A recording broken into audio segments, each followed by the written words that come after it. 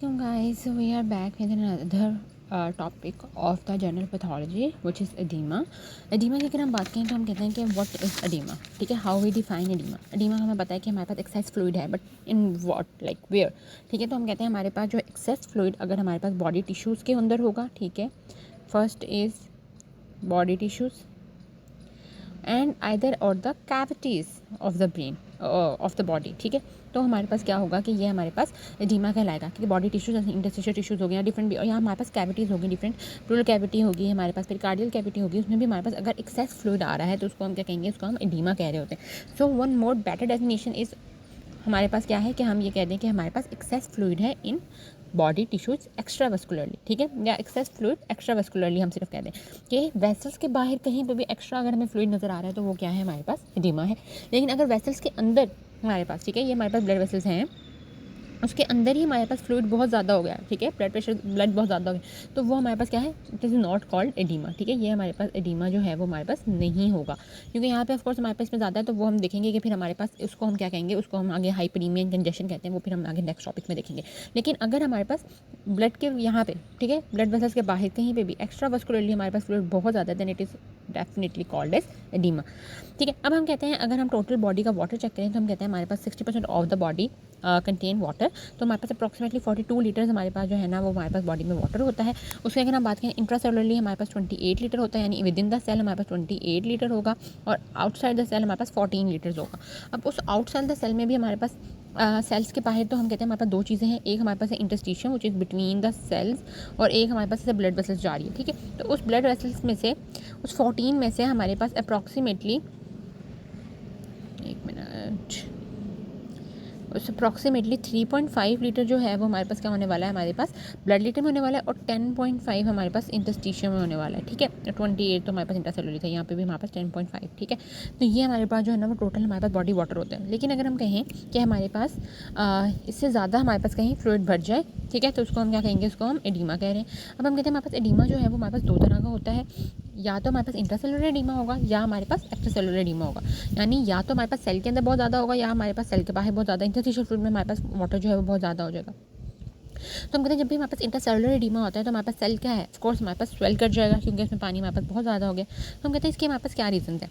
तो इसके हमारे पास जो सबसे पहले कॉजेज हैं वो हमारे पास क्या है कि हाइपर ऑस्मोलर हो गया है हमारे पास सेल, यानी हमारे पास सेल के अंदर हमारे पास जो है ना वो कंसनट्रेशन ऑफ द सेल्यूट्स. अब सेल्यूट्स हमारे पास मेनली सेल में क्या होते हैं, सोडियम हो गया, ठीक है, पोटाशियम हो गया, कैल्शियम हो गया, ये सारे ही हैं. तो अगर हमारे पास ये बहुत ज़्यादा हमारे पास हो जाएंगे तो मेनली हमारे पास में जो सबसे ज़्यादा हमारे पास वाटर के साथ करा होता है वो हमारे पास है सोडियम.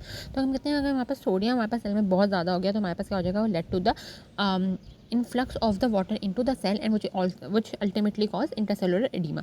तो हम कहते हैं हमारे पास हाइपर ऑस्मोलर सेल्स जो है वो बनता किस तरह से, वैसे तो नॉर्मल था, हाइपर ऑस्मोलर कैसे बन गया. तो हम कहते हैं हमारे पास हाइपोक्सिया हुआ, ऑक्सीजन नहीं मिली, ऑक्सीजन नहीं मिली तो हमारे पास एटीपी नहीं होगी. अब एटीपी नहीं होगी तो यहाँ पे हमारे पास काम कर रहे होते हैं पंप, जिनको हम कहते हैं सोडियम पोटाशियम पंप. वो हमारे पास काम नहीं करेंगे. उन पंप का क्या काम होता है कि वो हमारे पास सोडियम को बाहर भेजे होते हैं और पोटाशियम को अंदर लेके जा रहे होते हैं.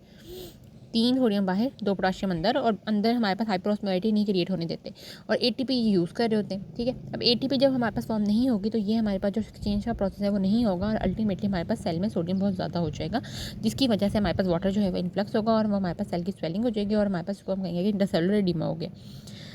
ठीक है, या एक रीज़न हमारे पास ये हो गया. ठीक है, सेकंड हमारे पास ये है कि डैमेज हो गया सेल मेम्ब्रेन को, तो वो हमारे पास खुद ही जो वाटर है वो हमारे पास लीक इन हो रहा है, जिसकी वजह से हमारे पास हो गया. या हम कहते हैं हमारे पास हाइपोनेट्रीमिया हो गया, यानी हमारे पास क्या है कि पहले सिनेरियो में हमने क्या देखा कि हमारे पास ये सेल है और ये ब्लड वेसल्स है, इसमें हमारे पास क्या था, सोडियम हमारे पास ज़्यादा हो गया था. ठीक है, जिसकी वजह से हमारे पास जो वाटर था वो अंदर आ रहा है. अब यहाँ पर हमारे पास जो सेकंड रीज़न है वो ये है कि यहाँ पर हमारे पास सोडियम कम हो गया. अगर यहाँ पर अब नॉर्मल है, ठीक है, यहाँ पर सोडियम क्या है, नॉर्मल है, लेकिन यहाँ पर हमारे पास कम हो गया है. तो अगर हम रिलेटिविटी के हिसाब से देखें तो उस हिसाब से हमारे पास यहाँ पर सोडियम की कंसनट्रेशन ज़्यादा बन जाती है. ठीक है, क्योंकि यहाँ पर कम हो गया. इसकी वजह से भी अब यहाँ पर हमारे पास क्या है, यहाँ पर हाइपोस्मोलैरिटी हो गई है. तो पानी कहेगा कि मैं तो अपना हाइपर ऑस्मोलर की तरफ जाऊँ, जहाँ पे ऑफकोर्स हमने पढ़ा है ऑस्मोसिस की water move from hypo low concentration to the higher concentration of the solutes. तो यहाँ पर अब सोडियम की कंसनट्रेशन लो हो गई है, तो वाटर भी क्या करेगा, वो कहेगा कि मैं सेल्स में जाऊँगा, उस वजह से भी हमारे पास इंटरसेलुलर एडिमा हो सकता है. ठीक हो गया. तो ये हमारे पास जो है ना वो 3 कॉजेज है जिसकी वजह से हमारे पास इंट्रासेलुलर एडिमा हो सकता है. ठीक है। इसके अलावा हमारे पास अगर हम बात करें तो ये हमारे पास हाइपरीमिया एंड कंजेशन है, वो चीज़ अगेन मैंने बात की थी कि हमारे पास जब भी हमारे पास फ्लूइड एक्सेस हो जाएगा वेसल्स के अंदर तो हमारे पास हाइपरीमिया एंड कंजेशन होगा। इसको अभी हम छोड़ते हैं, नेक्स्ट जो हमारे पास टॉपिक होगा उसमें हमने हाइपरीमिया एंड कंजेशन पढ़ेंगे, तो वहाँ पर हम इसको डिटेल से पढ़ेंगे कि इस तरीके से हमारे पास हो रहा होता है। Now next move on to the extra cellular oedema. Extra cellular oedema पढ़ने से पहले ना हम नॉर्मल हमारे पास जो डिफरेंट प्रेशर्स होते हैं वो हम पहले जो है वो देखेंगे कि क्या हमारे पास प्रेशर्स होते हैं, किस तरीके से हमारे पास जो है ना वो सेल सारा काम कर रहा होता है। ठीक है, अगर हम देखें तो हमारे पास हम कहते हैं ये हमारे पास जो है ना वो माइक्रो सर्कुलेशन होती है। ठीक है, यहाँ पे हमारे पास जो है ना वो आर्ट्रियल एंड है, यहाँ पे हमारे पास वीनस एंड है, ये हमारे पास नीचे कैपिलरीज का सिस्टम है। अब हम कहते हैं हमारे पास जो है ना वो मेन दो तरह की फोर्सेज होती हैं जो कि हमारे पास होती हैं। एक हमारे पास होता है हाइड्रोस्टैटिक प्रेशर और एक हमारे पास होता है कोलॉइड ऑस्मोटिक प्रेशर। अब हमारे पास हाइड्रोस्टैटिक प्रेशर जो है ना वो हमारे पास like due to the flow of the blood होता है। ठीक है, यानी हमारे पास ब्लड फ्लो कर रहा है, वाटर फ्लो कर रहा है, हम वाटर भी कह सकते हैं क्योंकि ऑफ कोर्स मेन कॉन्स्टिट्यूंट ये लाइक ब्लड फ्लो कर रहा है, प्लाज्मा फ्लो कर रहा है, तो उस फ्लो की वजह से ऑफकोर्स वो फ्लो कर रहा है, पाइप से पानी जा रहा होता है, कोई ना कोई प्रेशर तो लग रहा होता है ना। तो वही सेम हमारे पास जो प्रेशर होता है वो हमारे पास क्या है, हमारे पास हाइड्रोस्टैटिक प्रेशर है। और ये हाइड्रोस्टैटिक प्रेशर क्या चाहेगा कि मैं बस निकल जाऊँ बाहर, मैं बाहर निकल जाऊँ। ठीक है, मैं कैपिलरी से बाहर निकल जाऊँ। तो हमेशा से जो ये होता है ना, ये हम कहते हैं हमारे पास आउटवर्ड की तरफ होता है। सेकंड हमारे पास जो प्रेशर होता है वो हमारे पास होता है colloid osmotic plasma pressure, colloid osmotic pressure. ठीक है, अब हम कहते हैं हमारे पास ये जो है वो ड्यू टू हमारे पास क्या होता है, हमारे पास प्लाज्मा प्रोटीन्स होते हैं की वजह से होता है। ठीक है, अब हमारे पास डिफरेंट प्लाज्मा प्रोटीन हम कहते हैं हमारे पास होते हैं। टोटल अगर हम प्लाज्मा प्रोटीन के कंसंट्रेशन देखें तो हमारे पास 6 to 8 ग्राम पर डेसीलीटर होता है। उसमें हम कहते हैं हमारे पास जो एल्ब्यूमिन होता है, ठीक है, वो 3.5 to 5 ग्राम पर डेसीलीटर होता है। ग्लोबुलिन होता है 1.5 to 2.5 एंड फाइब्रिनोजन 0.25 to 0.5 ग्राम पर डेसीलीटर। ये हम कहते हैं हमारे पास प्लाज्मा प्रोटीन होते हैं और ये क्या करते हैं, ये हमारे पास होल्ड करके रखते हैं वाटर को विद इन द कैपिलरीज। ठीक है, तो ये हमारे पास क्या करेंगे वाटर को कि तुम हमारे अंदर रहो, तुम कैपिलरीज के अंदर ही रहो। ठीक है, तो ये हमारे पास मेन होल्डर्स होते हैं वाटर में। अब हम कहते हैं हमारे पास आर्टीरियल एंड की अगर हम देखें तो नॉर्मल हमारे पास क्या होता है कि यहाँ पे हमारे पास अप्रॉक्सीमेटली हम देख लेंगे 35 mmHg हमारे पास होता है हाइड्रोस्टैटिक प्रेशर और 25 हमारे पास होता है क्लोराइड ऑस्मोटिक प्रेशर, जिसका से हमारे पास 10 का गैप बनता है और उस 10 की गैप की वजह से उस 10 के प्रेशर से हमारे पास फ्लूइड जो होता है वो हमारे पास बाहर आ रहा होता है इनटू द इंटरस्टिशियल स्पेस। ठीक है, अब हम कहते हैं हमारे पास ये हमारे पास हो गया आर्टीरियल एंड पे। अगर हम देखें हमारे पास वीनस एंड में, तो वीनस एंड में ऑफ कोर्स जब हमारे पास वाटर है ना वो थोड़ा निकल गया, हाइड्रोस्टैटिक प्रेशर यहाँ से पानी निकल गया, 10 mmHg जो प्रेशर से हमारे पास ब्लड या जो भी वाटर है, प्लाज्मा है, जो भी वाटर वो बाहर निकल गया। अब हमने क्या है, इस वजह से हमारे पास अब पानी थोड़ा बाहर निकल गया, कहीं से पाइप लीक हो रहा है तो पानी निकल जाएगा, तो आगे लीकेज के बाद तो हमारे पास क्या होगा, प्रेशर कम होगा।